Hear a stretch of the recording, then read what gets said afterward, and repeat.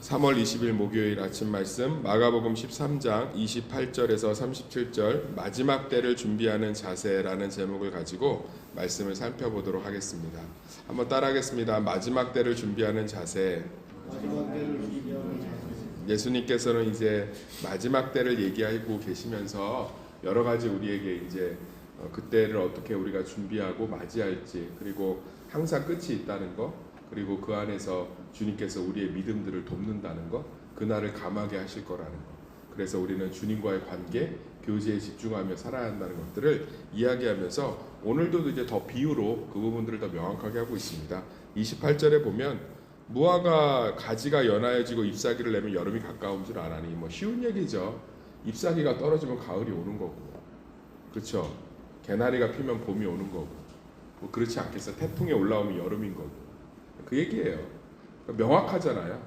우리가 계절의 변화를 이 식물을 통해서, 자연 만물을 통해서 명확히 알 수 있는 것처럼 하나님의 마지막 때는 성도들과 교회가 알아요. 그걸 묵시라고 해요. 묵시. 그러니까 우리가 뭐 여기서 예수님이 오신다, 뭐 저기서 그리스도가 나타났다, 너무 신경 쓰지 마세요. 교회와 성도는 하나님 말씀 안에 붙어 있으면 하나님의 마지막 때를 압니다. 그 묵시가 뭐냐면 때가 되면 다 이해가 된다요. 그래서 요한계시록은 아주 독특한 묵시의 형태로 되어 있는데, 이걸 영화나 일부 강단에서 목사님들이 예언서로 설명을 하기 때문에 복잡해지는 거예요. 예언서는 미래를 말하는 거죠.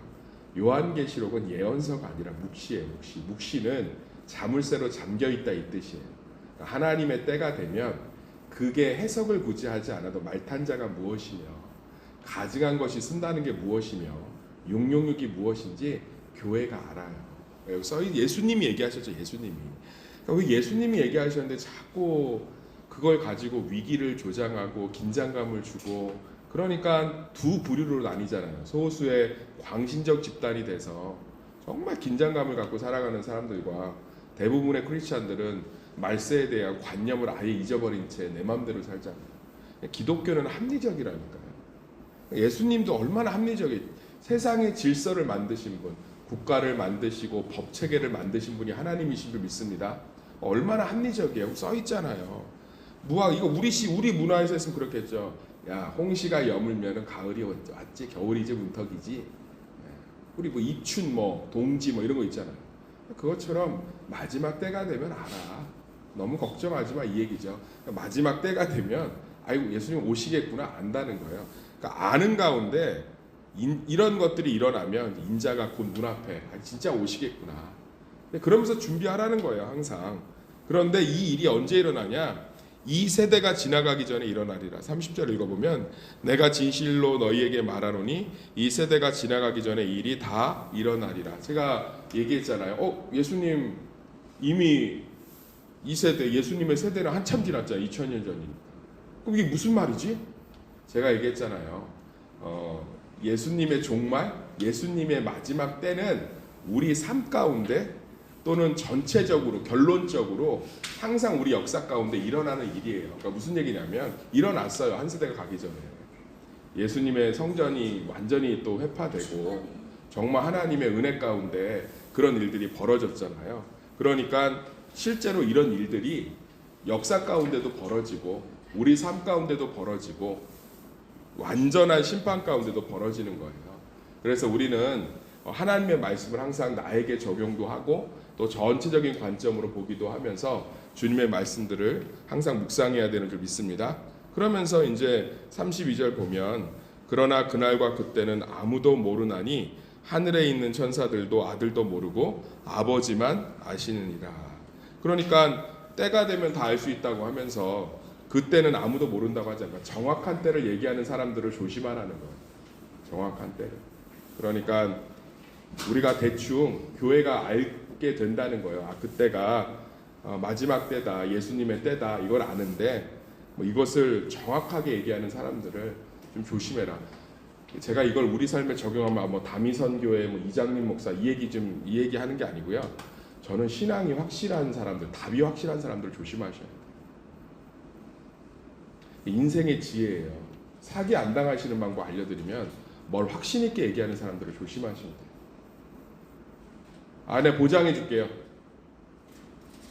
제가 그 사기 전담 검사 그분이 나와서 유튜브 하는데 재밌더라고요. 이걸 찍게 된 계기가 자기가 사기 전담 검사 사기꾼만 기소하는데 인생을 하고 퇴직했어요. 거의 한 40년을. 그런데 자기가 사기를 당한 거죠. 그래서 이거 안 되겠다. 그 중에 대표적인 게 하나가 무언가 확실하면 의심 안 하는 거예요. 보장해 주겠다. 도와주겠다. 일단은 의심해 보라는 거예요. 나쁜 의심이 아니라 좋은 의심. 저는 예수님이 얘기하시잖아요. 그때 아무도 모른다는데 자꾸 뭐 때 확신하고. 그러니까 저는 복음 설교를 하면 성도들이 힘들어해요. 왜냐하면 복음 설교는 우리가 적용하고 생각해 봐야 돼요. 받아들여야 되고 우리의 삶에 그것을 끝까지 붙들어야 돼요. 모호하단 말이에요. 예수님이 다 완성했는데 우리의 삶은 미완성처럼 경험되어지는 그 중간을 우리가 믿음이라는 걸로 메꾸려면 얼마나 모호하겠어요. 그런데 샤머니즘적 요소로 답을 주면 얼마나 명확해요. 정말 저도 너무 편해요. 기도 안 해서 그래요. 얼마나 편해요. 강단에서 답 주기가 얼마나 쉬운지 아세요? 니네들이 믿음 생활 제대로 안 해서 그래요. 저는 그 얘기를 왜 잘 못하냐면 그럼 예수님의 십자가는 뭘 했는데? 내가 기도가 안 해서 내가 뭘 정성을 안 쏟아서 뭐가 안 되면 세상의 종교하고 기독교의 차이점은 뭐며 예수님은 도대체 십자가에서 뭘 도대체 완성한 건데? 도대체 이놈의 예수는 십자가에서 뭘 했길래 아직도 우리가 해야 될 일이 산더미냐고요. 그러면 우리의 고난이 하나님의 뜻이 되는 거예요. 할렐루야. 십자가가 완성인 것을 우리가 믿으면 우리의 신음은 그분의 영광의 시작이 되는 거고 우리의 눈물은 그분의 웃음의 시작이 되는 거고 우리 삶의 모든 살갗을 아프게 하는 모든 일들은 나와 하나님의 놀라운 계획 중에 하나가 되는 거예요. 할렐루야. 이게 사람이 복음 가운데 놀라운 은혜를 경험하는 통로예요.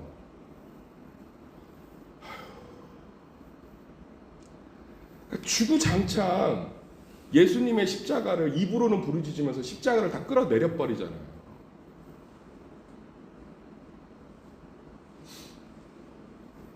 그렇게 열심히 있었던 게 왜 그렇게 과거에만 머물러 있습니까?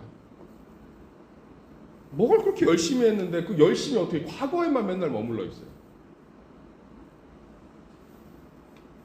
선수가 열심히 훈련을 하면 현재 그 효과가 나타나죠. 손흥민처럼. 그럼 그건 열매 맺는 방식이 아닌 거예요. 세상과 다르게. 우리가 다시 한번 이 새벽에 가슴 아프게 정말로 받아들였으면 좋겠는 건 십자가는 완성한 줄 믿습니다. 그래야 우리는 초월할 수 있고 여유로울 수 있고 하나님을 기대할 수 있는 거예요. 뭐가 그렇게 정확하잖아요. 그날과 그때 아무도 모른대요. 얼마나 이게 모호해요. 근데 그때 가면 징조를 알 테니까 그 안에서 뭐 하라는 거예요? 깨어있으라는 거잖아요. 이게 얼마나 쉬운 말씀이에요. 이게 얼마나 뭐 긴장을 주는 말씀이에요. 야, 다 알게 될 거야. 그러니까 그때까지 깨어있으라 자지 말라는 건 뭐예요? 믿음 생활 잘하라는 거죠. 믿음 생활이 뭐예요? 하나님과의 관계 잘 유지하고 예배드리고 말씀 붙들고 아멘. 노아 얘기 또 한 번 해드리잖아요. 노아가 말세에 뭐 했어요? 재산 다 팔아고 자식들 다 떠나고 산속에 들어가서 알랄랄라 이거 하고 있었어요. 배 만들었다니까. 하나님 배 만들라고 그래요. 배 만드세요. 깨어 있으래잖아. 깨어 있으라. 깨어 있으라는 걸 또 문자적으로 해석해갖고 뭐 잠 안 자고 막 24시간 부르짖고.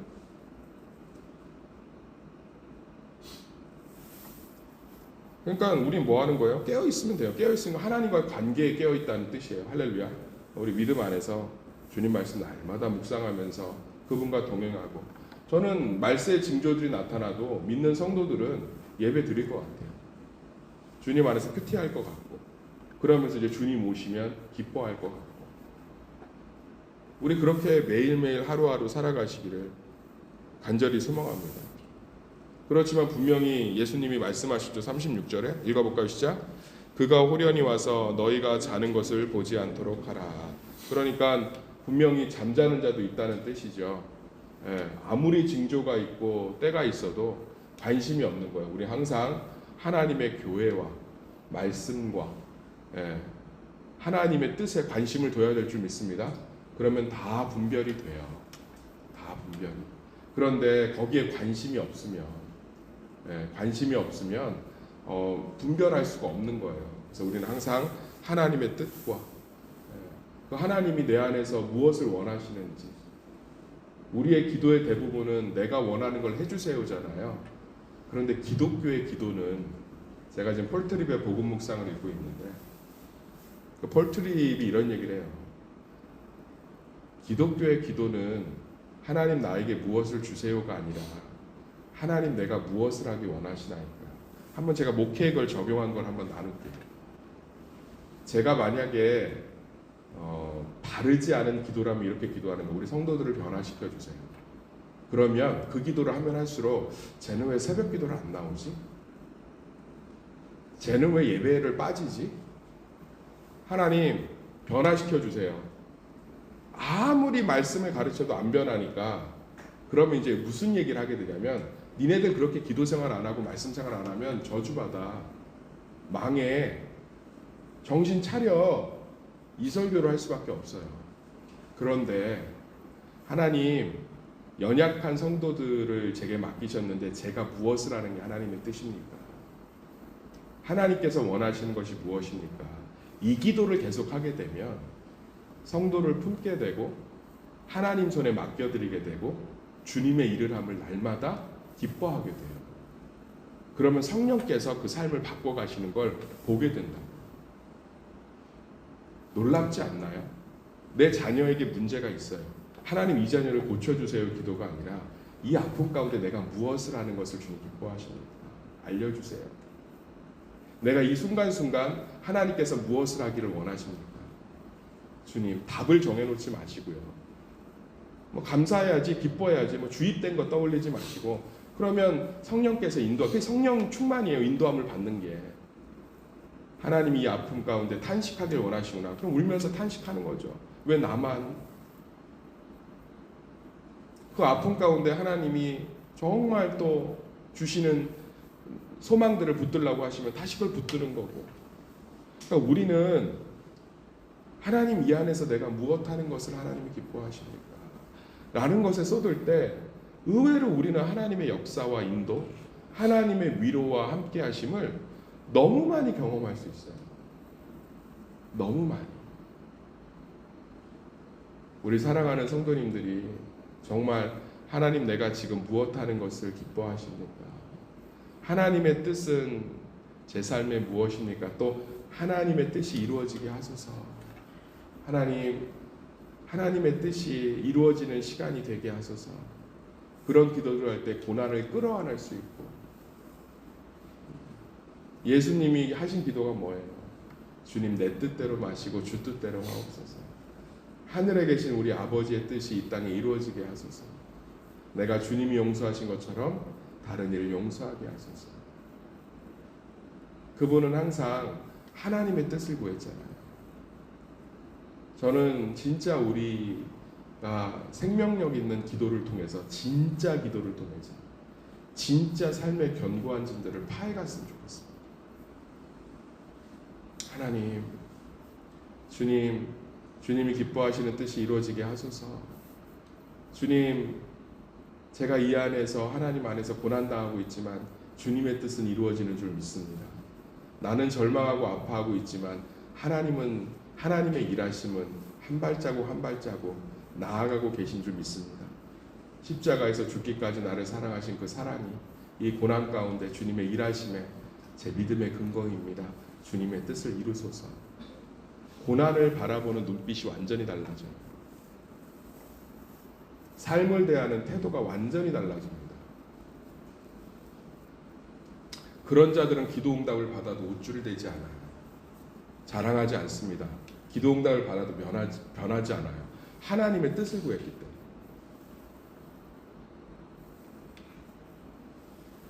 뭔 기도응답이 받으면 기도의 자리를 떠나. 그게 무슨 응답이에요? 치성이지. 치성을 드리면 하나님이 불쌍해서 옛다고 주신다고. 그걸 목양적 응답이라고 해요. 신학적 용어로. 하도 구하니까 이거 안 주면은 얘 너무 힘들 것 같으니까 옛다 하고 주는 옛다.